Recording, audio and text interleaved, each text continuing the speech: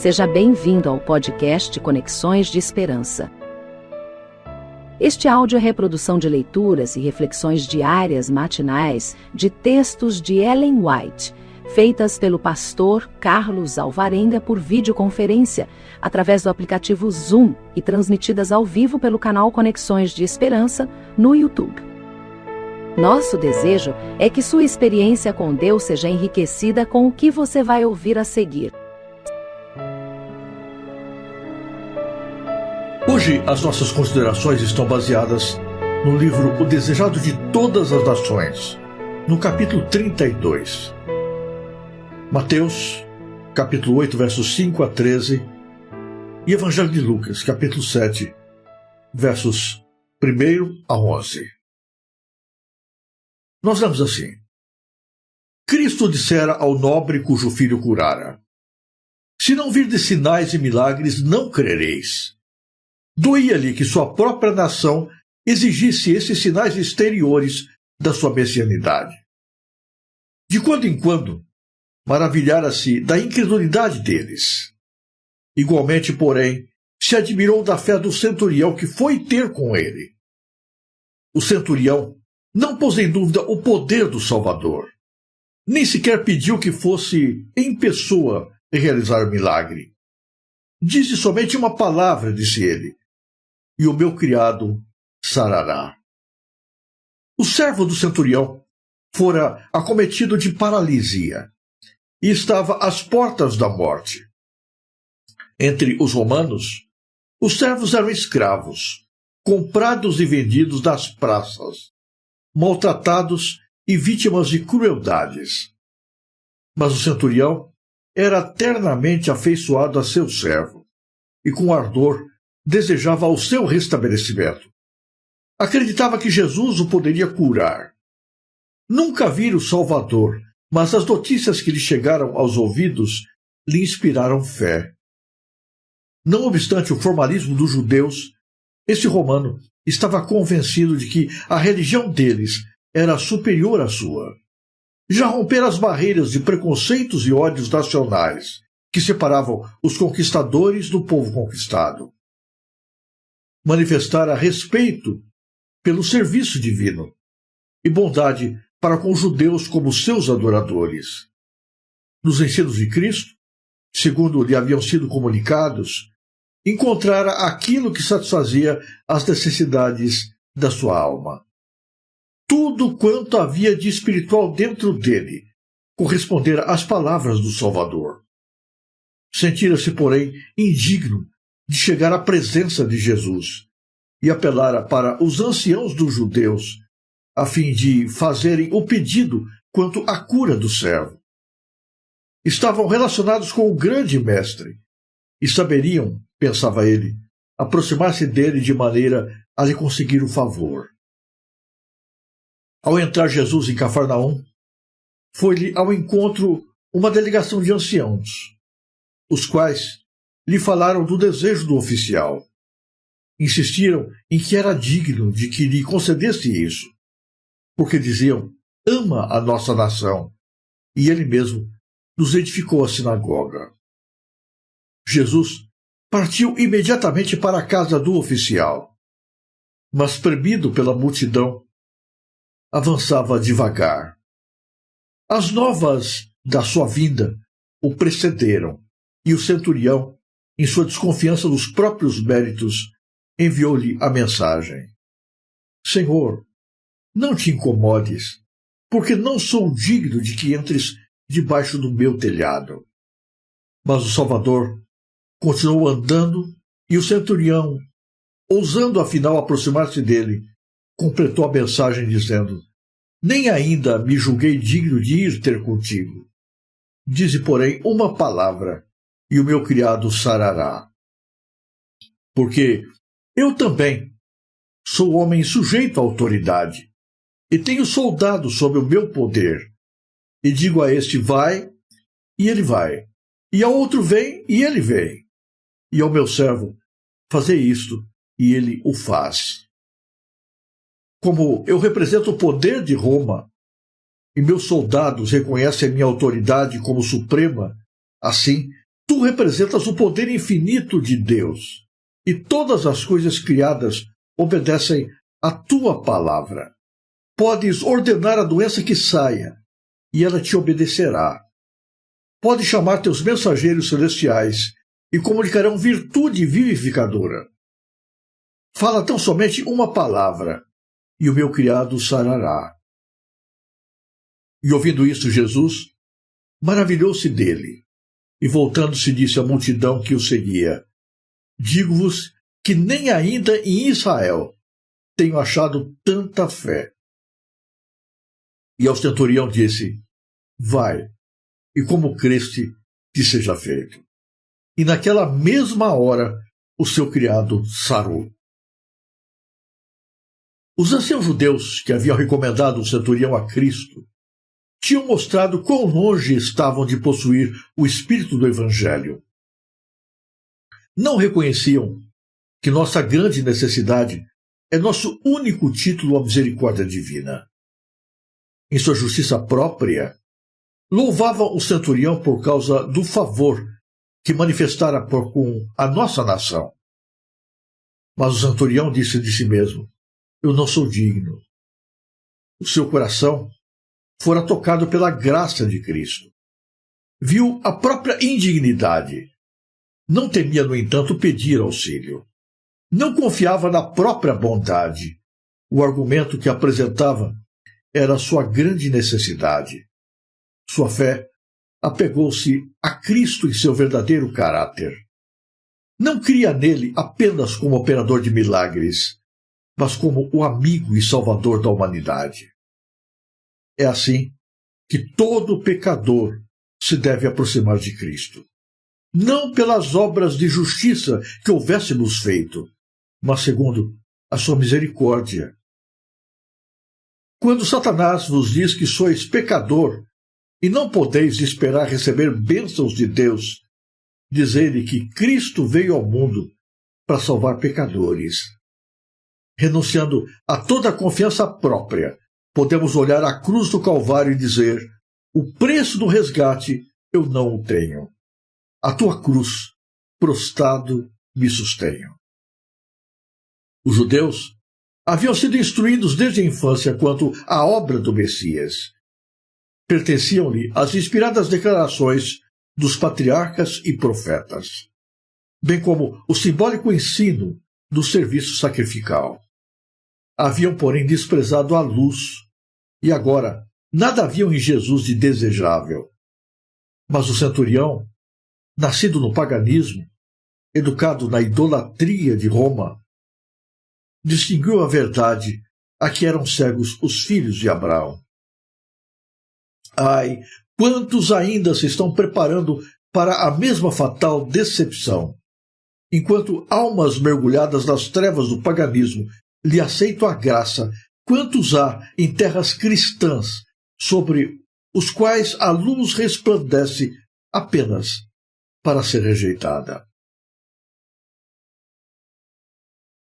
Como temos respondido às oportunidades que Deus nos dá? Nunca no passado a vontade do Pai brilhou sobre nós de maneira tão intensa como em nossos dias. Nunca houve tantas Bíblias, tantas oportunidades de ouvir do Evangelho. Mas, não obstante, mesmo diante de tanta luz e tantas oportunidades, o nosso coração tem estado endurecido. Conhecemos tanto da Bíblia, ouvimos tanto das suas histórias, ouvimos tanto sobre o amor de Deus, que os convites que chegam até nós já não nos tocam o coração de maneira tão poderosa, já não nos sensibilizam de maneira tão ampla como deveriam fazer. De alguma maneira, o amplo conhecimento do Evangelho tem nos tornado endurecidos ao trabalho do Espírito Santo. Somos uma geração cristã que, não obstante a nossa profissão de fé, opõe obstáculos, erige barreiras à atuação de Deus na nossa vida. A nossa fé é descrente, não é inteiramente confiante e dependente de Deus, não se lança sem reservas nos braços de Deus.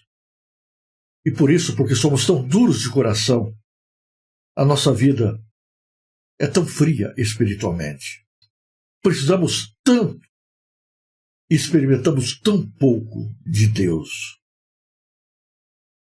Temos a Bíblia nas mãos, frequentamos a igreja, ouvimos constantemente do Evangelho, ouvimos do poder de Deus, da sua capacidade, dos seus milagres, da sua vontade em nos atender e nos abençoar, mas não confiamos nele.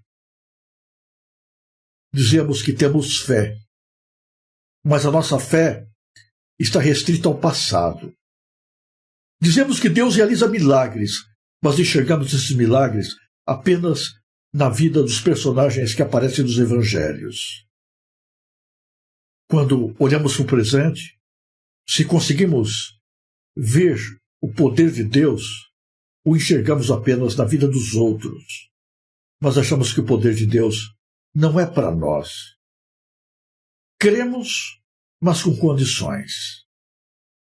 Confiamos com um pé atrás, com medo de que Deus nos decepcione. Nós tentamos encontrar justificativas e méritos para merecer as bênçãos de Deus. Olhamos para a nossa vida e se nós encontramos que está tudo certinho, que nós temos guardado os mandamentos, devolvido o dízimo, sido fiéis nas práticas religiosas, então nutrimos algum pensamento de que Deus talvez se disponha a nos ouvir, como se Deus dependesse dessas coisas para nos amar, para vir ao nosso encontro e nos abençoar. Aquele centurião romano imaginava que se os judeus fossem ao encontro de Jesus e lhe recomendassem, a certeza da bênção seria maior. Jesus atendeu o pedido e foi à casa do centurião. Mas não foi porque esse centurião era bom, porque ele merecia. Jesus foi porque Deus é bom. Deus é cheio de graça e a sua misericórdia está voltada para as necessidades do pecador. Nenhum mérito humano nos torna dignos do milagre de Deus. Nenhum valor que entreguemos como dízimo ou oferta compra a bênção de Deus. Nenhum tempo de vida de obediência e de ligação à igreja, nenhum número de almas trazidas aos pés de Cristo nos torna merecedores da bênção dos céus. Deus nos abençoa unicamente porque Ele é bom, porque a sua graça é indescritível e ilimitada. Ao contrário dos líderes dos judeus, o centurião se sentia indigno do poder divino, indigno da bênção de Jesus, mas ele cria em Cristo. E por isso ele manda recado para Jesus: ó Senhor, eu não sou digno, eu não tenho nada para te oferecer, eu não mereço nem sequer que o Senhor entre na minha casa. Por favor, Senhor, não precisa nem perder tempo vindo ao meu encontro. Apenas diga uma palavra, aí mesmo onde o Senhor está, e o meu servo será curado. Mas Jesus não se impressiona com palavras humanas, e Jesus continua a caminhada, até que o próprio centurião cria coragem e vai diante de Cristo, e diz: Senhor, obrigado porque o Senhor é bom. Eu creio em Ti, Senhor. Eu não preciso vir para crer. Ordena e cura o meu servo. Imediatamente, segundo a fé daquele homem, Jesus ordenou, e o criado foi curado. Que contraste! De um lado estavam os judeus, os porta-vozes do Evangelho, aqueles que haviam recebido as revelações dos profetas, as manifestações dos anjos de Deus, que eram detentores da palavra escrita do Senhor, que conheciam todas as minúcias teológicas, que entendiam todos os detalhes e doutrinas que cercavam a religião. Mas, a despeito de tudo isso, eram duros de coração. Foram tantas vezes objetos do trabalho do Espírito do Senhor. Viram tantos milagres, tantas maravilhas, que seus olhos já não conseguiam mais vislumbrar a presença do Senhor. E por isso estavam fechados para o toque da graça do Senhor. Por outro lado, um homem pagão, crescido e educado na ignorância quanto aos princípios do Evangelho, abria a sua alma e recebia de Jesus não apenas o milagre que ele buscava, mas, acima de tudo, a bênção da salvação. O que impressiona é que a presença de Cristo não permaneceria para sempre com o povo judeu. Jesus desenvolveu apenas 3 anos de ministério. Em breve, Jesus não mais estaria andando pelas aldeias e curando as pessoas e pregando sobre o reino de Deus. A oportunidade passaria. E para os judeus, passaria para sempre. Mas diante de tanta revelação de bondade e amor, ainda assim, estavam fechados, com o coração endurecido, querendo ver para crer, exigindo de Deus mais demonstrações de poder para confiar nele. Eu fico pensando na nossa realidade. Vivemos mais de 2000 anos depois que isto aconteceu. Jesus, segundo as profecias bíblicas, está próximo de voltar outra vez a este mundo. A nossa geração, mais do que qualquer outra, é portadora das mais amplas manifestações do poder, do amor, da misericórdia e da revelação de Deus. E nós, especificamente, que pertencemos ao povo de Deus, que temos a Bíblia nas mãos, como membros da igreja, nós conhecemos cada detalhe das profecias, cada detalhe da escatologia. Damos estudos bíblicos e ensinamos às pessoas sobre a vontade de Deus. Enquanto muitos de nós, mesmo dentro da igreja, permanecemos com o coração endurecido. Deus fala e nem sempre Deus consegue nos alcançar. Deus atua, mas nem sempre consegue tocar a nossa alma. Nós cremos, mas cremos com condições. A nossa fé não é mais uma fé infantil, uma fé que depende inteiramente de Deus. A nossa fé, fruto dessa geração tecnológica, dessa geração materialista, depende de méritos, de circunstâncias, de condições. E o tempo de graça passa. A bênção passa por nós. As oportunidades vêm e vão. Deus passa pela nossa cidade, pelo nosso bairro, pela nossa vila, pela nossa vida. E a gente fica no mesmo lugar onde está, na mesma condição em que se encontrava antes. na mesma carência. A vida vai passando e nós permanecemos na mesma rotina religiosa, na mesma repetição de práticas mecanicamente aprendidas e desenvolvidas, na mesma prática de uma religião que é exterior, mas que não parte de um coração que vibra um relacionamento vivo com Deus. A religião não é tradição, não é aquilo que nós aprendemos do passado. Religião é fé viva, que dia a dia se apega a Jesus e se lança aos seus pés e confia nele e depende dele. Deus não é alguém de quem eu dependo apenas nos momentos de crise, apenas quando o meu servo adoece, apenas quando eu preciso de um milagre. Deus é uma pessoa.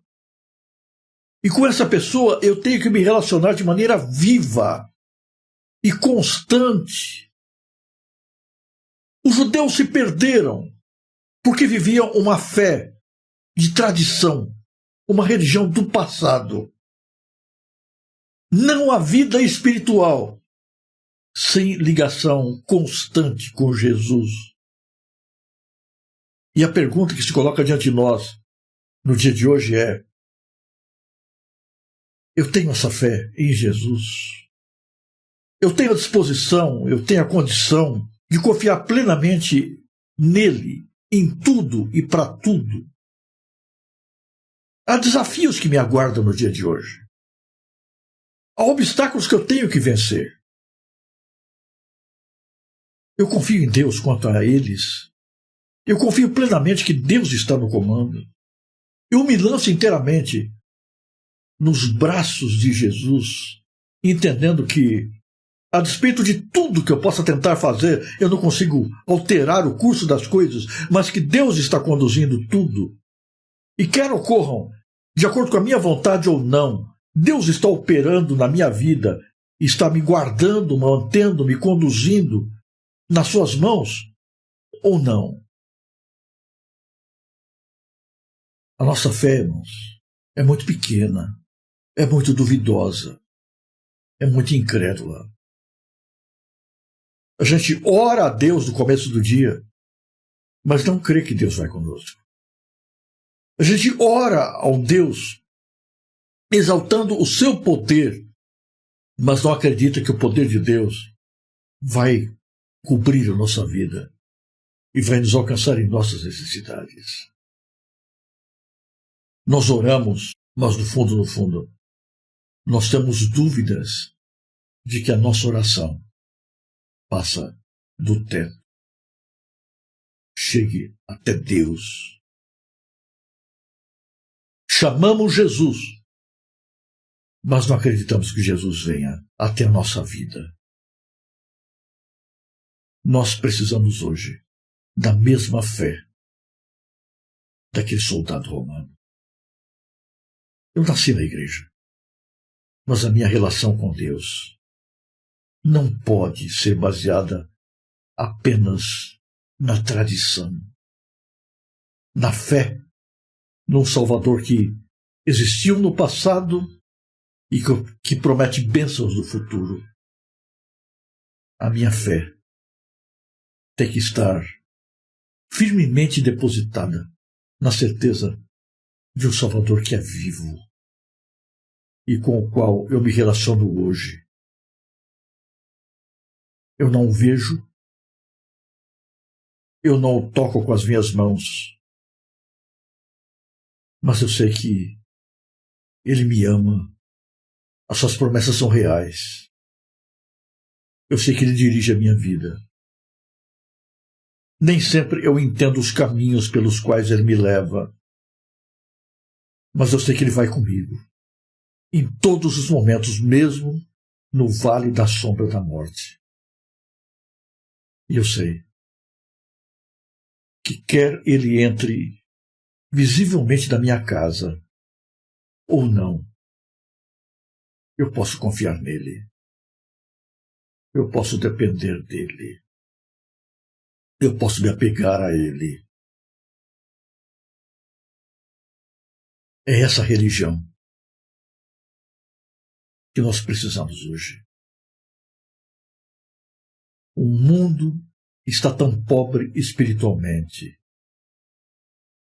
porque está cheio de igrejas físicas, onde as pessoas vão para se encontrar com Deus, mas está vazio de templos vivos, de pessoas que vivem na presença de Deus, confiando em Deus, ligados a Ele e apegados nele, a despeito de todas as evidências exteriores. A nossa geração é materialista. Os nossos contemporâneos só creem se veem. Mas a relação com Deus se vive pela fé. As bênçãos de Deus só são alcançadas pela fé. Será que Jesus encontra essa fé em você hoje?